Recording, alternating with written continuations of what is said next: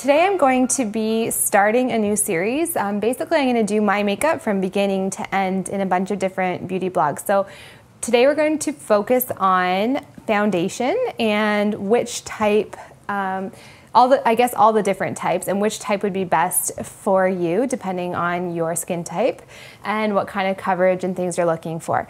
So I'm going to show you what I use. I kind of like to have a bit of variety just because I am who I am, and I like to mix it up a little bit. But generally on a day-to-day basis, I use just like a regular liquid foundation.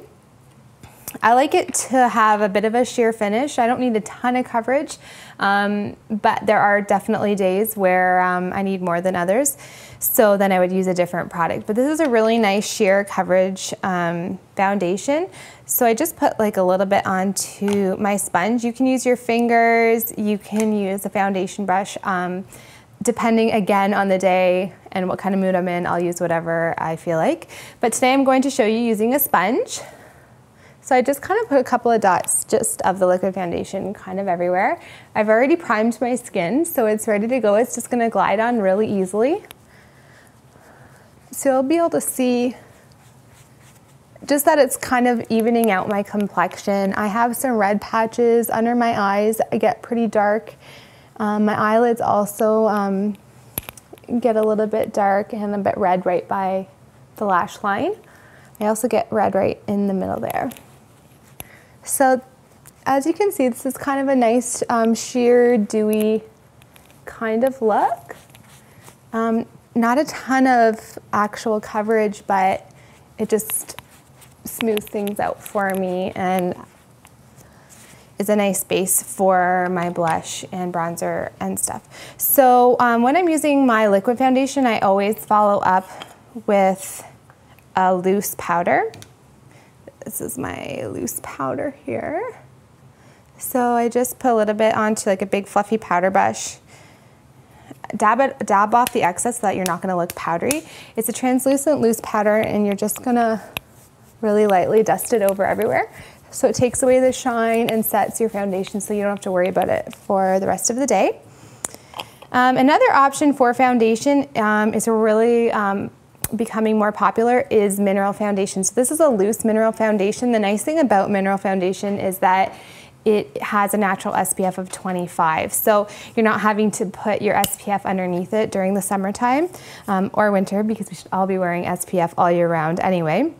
But it's a really nice option. It almost has a bit of a glowy kind of look to it, but you do get a lot of coverage from it.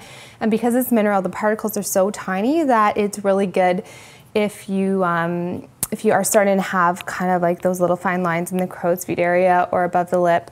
They don't settle in as much as like a traditional powder foundation would. This last option here is a dual powder. So it comes with a sponge underneath. So it's like a 3-level compact here. And there's actually little tiny holes on the bottom. The reason for that is so that you can get your sponge wet and use the dual powder either wet or dry, and it's not gonna ruin the foundation on you. I personally love this foundation if I'm having a day where I need more coverage. The nice thing about it is I can just use it with like my big fluffy powder brush and just, if I want more coverage, keep applying more and more. But if you are just gonna start off using this, and especially if you've got more of an oily skin type, you can use this with the sponge that's provided, just dry, put it on, and it's the best coverage ever. You're gonna feel totally matte, you're not gonna look oily, and then that's like a really nice base for you, just as easy as that. And then at the end, you can just even set it just by putting a little bit more with your big powder brush. So those are 3 options for foundation. I'm also gonna talk a little bit about concealer, just a little bit. So when you're concealing, you wanna use something that's maybe 1 shade lighter than your foundation. I like to kind of mix a couple of colors together on my hand here. And then I always use a brush first to apply it, and then if there's little problem areas or a pimple or something to cover, I kind of just go and just erase the edges with my finger because it's the most natural that way. But for concealer, you're just gonna put it where you're dark.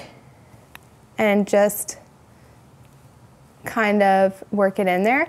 Don't put it under, because then it's going to make, it's basically going to start highlighting for you, and you don't want that. You just want it to cover and conceal the dark circles or dark areas on your face. Sometimes people use it in the corner creases of their nose, that kind of thing. So once I've got a bit of concealer there, I kind of just do a little quick check. Sometimes you need it a little bit in here.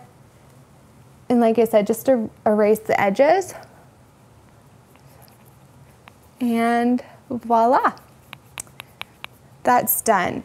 So I feel like I'm pretty well ready for the next stage of makeup, which would be my blush, highlighting, contouring, that kind of thing. But this is my general all over base. So stay tuned for our next blog about cheeks, contouring, and highlighting. So we'll see you soon.